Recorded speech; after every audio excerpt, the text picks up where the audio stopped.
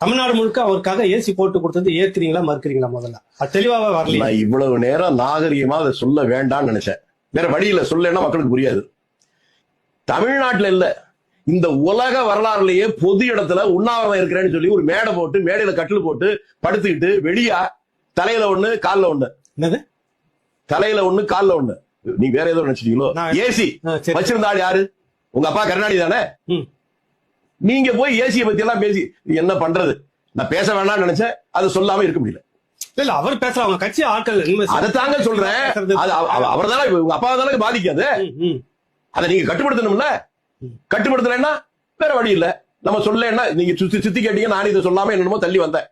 வேற வழியே இல்ல. அதனாலதான் தலையிலையும் காலையும் வச்சு இப்படி இருந்த உண்ணாவிரதம் வந்தது. உலகத்திலேயே ஒரு ஆளை காட்டுங்க.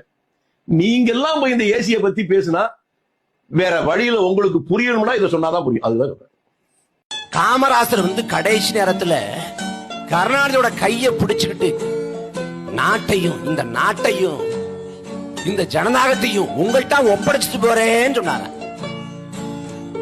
எப்படி இருக்கு?